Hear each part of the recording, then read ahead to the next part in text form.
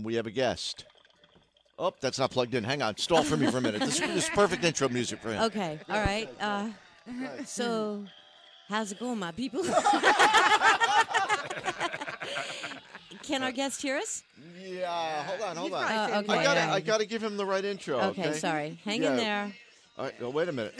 Hold on. Very, very, very special guest. Oh, here we go. Okay, good. No, that's not it. What is that? Oh, yeah, it is. All right. It's crazy. Well, you can smoke it, you can chew it, you can really try to do it, smoking pot. Well, you can sing it in a song. Welcome, Rob Van Dam, to the show. Rob, how are you? Hey, appreciate the intro, guys. RVD Unplugged. Huh? Yeah. Let's go smoke some pot. I absolutely respect your position on legalizing marijuana. I think that's a bold stand for a person of your stature to take. Well, it's just the right thing to do. We recently voted in California to try to pass it through for everyone 21 years and over, and just lost with 46% voting in favor of. The other half, by the way, just didn't like the way the particular proposition was written, but they're all for legalizing the number one cash crop that we have in our state, not to mention in our country. Well, Great time to do it. Yeah, considering how broke California is, there's actually a song done by these two women, Garfunkel and Oates, called Weed Card. And the song essentially talks about what you have to do to get a weed card in California, what ailments you can say you have. Right. And it's a pretty long list. Headaches. Oh, yeah, depression. Hangnail. Oh, yeah. Anxiety. Yeah. Oh, yeah. The benefits that an adult can appreciate from cannabis is a very wide range, and the doctors in California understand that. It will help replace 80% of your pharmaceuticals. Tobacco and alcohol want to keep it out, not to mention the materials that really threaten gas, oil, textile, lumber, cotton. Yeah, but you know go what? on and on and on. If they legalize it, what are we going to do for entertainment as far as the Mexican gang wars go? I mean, it's so entertaining watching them kill each other and shoot each other and take submarines from Colombia to Mexico and dig tunnels like the subway. Good point. We would have to do without a lot of that, but we would have so much money left over. We'd find something to do. Yeah, it's true. All right, let's talk about first of all, Kyle is in here. He's our producer Rob. today. Steve, our producer, is What's up, out, Kyle? and Morning. he is a big Rob Van Dam fan. Absolutely. I haven't watched wrestling for the better part of the last decade, but Rob, you're definitely my favorite wrestler in the late 90s, man. Well, I appreciate that. I can assure you I haven't slowed down one bit. For sure. And you're taking on Jeff Hardy this Thursday, right, on TNA? Absolutely, and that's a good display and exhibition of RVD's athleticism. So maybe take a decade off, but then watch this match with Jeff Hardy. You're going to say, "Oh my God, RVD, you're just like you were 10 years ago." Maybe a little cooler, a little wiser. A little more handsome. Now, Rob, Yeah, maybe so. I might have a bit more in-depth knowledge of your career than these guys, but perhaps you could share, because you're known as a stiff wrestler, someone who might lay stuff in a bit harder. Lovey, no. Someone who punches a bit harder, kicks a bit harder, and so on. Any memorable stories that you have of maybe a situation that happened in the ring where someone maybe tried to take advantage of you, so you tried to teach them a lesson, or even vice versa, where someone wanted to take you to task for being, Rough. physical? It hasn't happened a whole lot. I generally feel like I get the respect, that I think I should have, and I don't have people wanting to test me a lot. There's a lot of guys in the business that are clowns and entertainers. There's guys that are athletes, and there's guys that are fighters. And I've always considered myself to be a fighter, having knocked out a lot of people. Yeah, there's been times, especially early in my career, when guys try to eat me up, and I've had to grab them and dump them on their head. And I've also been young and green enough to where I didn't have the balance yet. I remember 21st birthday, I wrestled in Jamaica, and this guy, Mark Starr, totally threw the match out because I had done something. I don't know what I messed up on. I was young and green, but he picked me up and powerbombed me. Picked me up again, powerbombed me a third time, boom, powerbombed me, and just laid on me, for the cover and walked off. And I was so upset because I was so looking forward and excited to that match. I got back to the dressing room, and they just chewed me out because something that I did, that didn't look right or something. And man, to be honest with you, kind of wanted to quit. Like, I totally lost my heart. I'd only been doing it a few years. I was like, man, Dad was right. I should have went to college. What am I doing? Luckily, it stuck out. Yeah, I stuck it out. It worked out.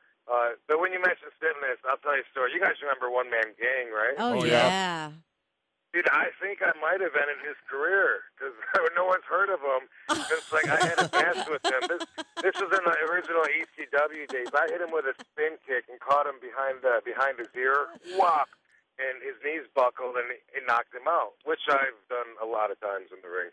But Right, when his knee buckled, his weight came down, and it actually broke his leg just from passing out, and he had to go right to Japan from there. He didn't have time to let it heal. He had to go right to Japan. I don't think it healed right, and then no one's ever heard of him again. Yeah, but, he was, what a baby, though. A little broken leg. Come on. Suck it up. Suck it up. This is the one-man gang. Yeah, I grew up watching that guy. He was 7 feet tall, and I was just like, whoa, I want to be a wrestler, but I don't want to wrestle that guy. Yeah. That must have been really intimidating. Oh, no, we lost him. Well, one story that pops up into my head. Rob, are you on an iron lung? we're hearing some, iron lung? No, we're hearing some interference, possibly from that guy whose leg you broke.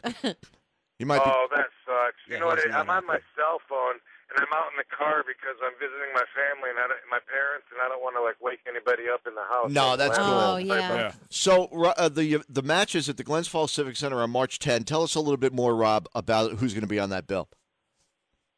Okay, well, RVD versus Jeff Hardy is really what I'm going to talk about. I mean, all the TNA stars. That's happening this Thursday on Spike TV.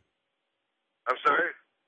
I was just plugging your show. That's all. Sorry. Oh, you're okay. Yeah. So here's the deal. Jeff Hardy has never beat Rob Van Dam. I've wrestled the guy over and over. You guys remember? I did the. Yeah, you and him go way back, right? Yeah. First time I wrestled him was in '97. We did this ECW invading WWF angle. Jeff Hardy was like a little kid, like a Bon Jovi lookalike, trying to. He wanted that was his big deal. He wanted to get into WWF, and boom, I squashed him. Right. It's so. But I didn't squash his dreams though. He kept coming, and I wrestled him again and again, and later on in my career, and I had a match with him. Another invasion. This was ECW in WCW, both invading WWE. Remember the big invasion pay-per-view? I had a ladder match with Jeff Hardy. I'm sure I paid for it. It was one of my better matches I had the whole time I was in WWE. I beat Jeff Hardy for his hardcore title, and it started my hardcore championship reign in WWE.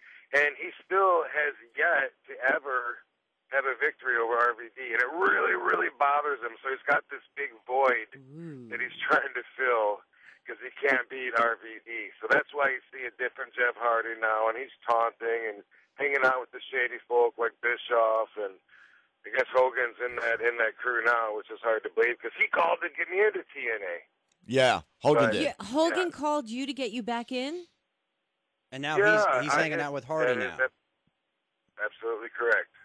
Son of a bitch. Trying to piece that one together myself, but it starts with wrestling Jeff Hardy, beating Jeff Hardy, getting my championship belt back, and then everything's good after that. Rob, one final question, and it's going to be a great event. Let me plug it again. Glens Falls Civic Center on March 10. You ever had anything really embarrassing happen when you were in the ring? Like you had a guy pinned and he farted. I mean, anything where you just lost it because it was too funny. Happens quite a bit. One guy actually crapped his pants in the ring, and it smelled really bad one time. And it was during a tag match, so we all knew. So, we'd throw the guy at the other guy in the corner and say, watch out! Can you tell who was it? Who was it? I'm sure he wouldn't mind. Yeah, he'd be fine with it. No. He probably wouldn't mind. It was Sabu. He also threw up live on pay-per-view one time in a match I had with him. You might remember that. Oh, Sabu. All right, I have to ask you this question. My brother, he's an independent professional wrestler. If you can get him a job at TNA, that'd be fantastic. But anyway, he told me a story. I don't know if you want to get into this or you can relate it. If you recall Sunny from the WWF in the late 90s. Oh, yeah, the woman. He told me talked to her a week ago. Cool. He told me a story involving Sabu, a boiler room, Sunny, and a bottle of Somas. Are you familiar with the story? I've read the story. Yeah, I think it's probably a bit misconstrued. But... Muscle relaxant Soma? Yeah. You're right. Oh yeah. Well, the by story. the way, the number one killer of wrestlers is somas. All these, I don't know if you looked at over the last 15 years or whatever, but if you look into a lot of the wrestlers' premature deaths that are overdoses, bam, somas every time, and no one seems to draw that conclusion. They go to the painkillers and they go to the alcohol and they go to mixing it, but they don't realize it's the soma. It shuts you down. It makes your muscles go to sleep. You eat too many of them, you don't wake up. Your heart goes to sleep. Yeah, the you heart choke is on your own vomit. Not a good way to go. No, but if it was on pay-per-view. Hilarious. Yeah, right? So what's the boy? What happened? Stick to Mother Nature's finest. That's what I say. Well, without getting too into it, the story goes that this valet, Sunny, who was very big in the 90s in the WWF, she wanted to acquire a bottle of Somas. Right. And the story goes, Sabu, in possession of them, was willing to transfer ownership in return for favors. And supposedly someone walked in on her performing those favors. And the story is like he was holding it like in his hand and he wouldn't give it to her until she was done. Oh my God. Still waiting for the 3 count. He was holding it over her head. Exactly. Can we consider the source, because this story got out during an interview when somebody was interviewing the guy who allegedly walked in, who, let me remind you, was Sandman, going, yo, you should have seen this. Oh, my God, give me another beer. Oh, the Sandman. So, I told you this. Steve and I, we actually went to see Rob in Cleveland. Yeah. At a place called the Agora Theater, which was falling apart when we were there. But Steve was, Steve was supposed to be chaperoning me because I was 16, but I was chaperoning him really. Because he was drinking all the time. Stop cursing. Seriously. And he told me, like, he was at the bar the whole night and he was drinking with Sandman the entire night. And then when it was time for the Sandman to do his thing, he just walked from the bar to the ring and started hitting people over the head with like a martial arts stick. Just wasted drinking for hours and hours. No question about it. Glens Falls Civic Center. Well, actually, you're promoting Spike TV this Thursday. Right, he's going to be taking on Jeff Hardy for the world title this Thursday. We're really looking forward to it, Rob. Great stuff. Rob Van Dam. Yeah. You guys might want to hear this real quick. This might be worth hearing real quick. Right. Okay. One time in Poughkeepsie, Sandman got so drunk before the matches, he went out there